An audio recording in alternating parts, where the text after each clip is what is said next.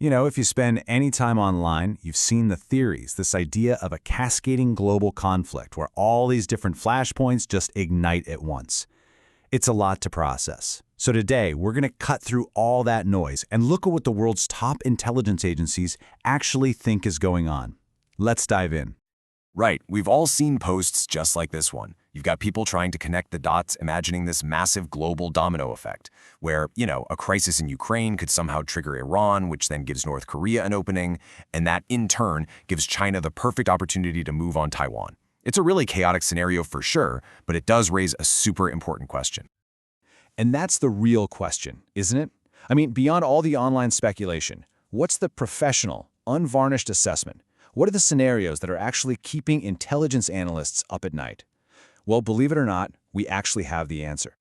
To get that official take, we have to look at what is probably the single most important document on this entire subject. And this is it, the Annual Threat Assessment. Now, this isn't just one agency's opinion. Nope. This is the collective evaluation from the entire U.S. intelligence community. We're talking the CIA, the NSA, the DIA, all of them. This document is pretty much the official baseline for how the U.S. government views threats across the globe. And honestly, the assessment is pretty sobering. The report's own foreword warns of a vastly more complex and dangerous security environment, where all these threats actually reinforce each other. So that whole domino effect we were just talking about? Yeah, the intelligence community sees it too, and they've got the data to back it up. Okay, so let's get into the core of the report. It breaks down all the threats by the major state actors. And, well, the list is pretty much exactly who you'd expect. First up, the report points to China as the single actor most capable of threatening U.S. interests on a truly global scale. And their strategy is incredibly comprehensive. They've got this long-term goal of national rejuvenation by 2049, but in the shorter term, that means relentless pressure on Taiwan, a major push to dominate key technologies like AI, and these persistent cyber campaigns, like one called Volt Typhoon, that are specifically targeting U.S. critical infrastructure. And all of this is being backed up by a military that's being designed from the ground up to counter any U.S. intervention in the Pacific. And there it is, that public echo. While the intelligence report uses very measured language like coercive pressure, the online sentiment is a lot more direct. The conclusion is basically the same, just phrased a little differently. The second major state actor on the list is, of course, Russia. But what the report has to say about their current position, well, it might actually surprise you. You see, the key takeaway here is Russia's surprising resilience.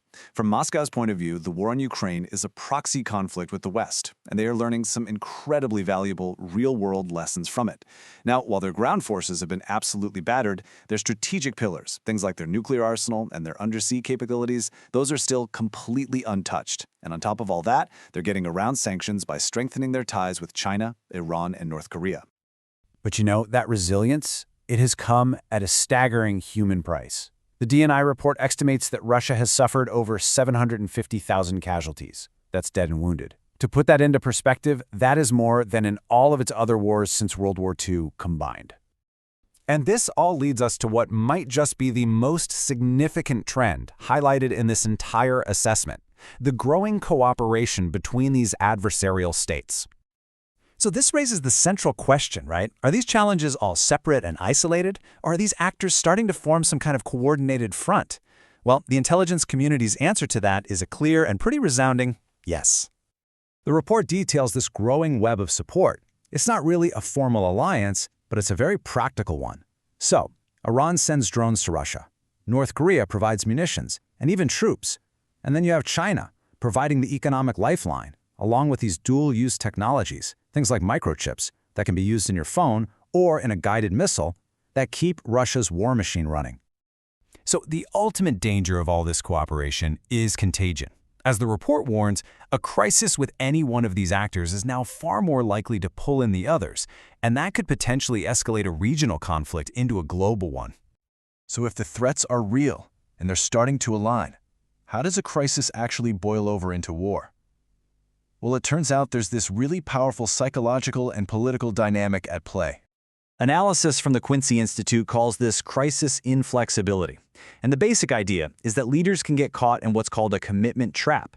Because of all the domestic political pressure and things they've said in the past, it becomes almost impossible for them to be seen as backing down, even when de-escalating is clearly the most rational choice. And you can just see how this could spiral out of control. The Quincy report gives a chillingly plausible example. Imagine two ships collide at sea, and there's a loss of life. Suddenly, the stakes are dramatically higher. The pressure back home to retaliate, to not look weak, it just makes compromise politically toxic. A small accident can become an irreversible trigger.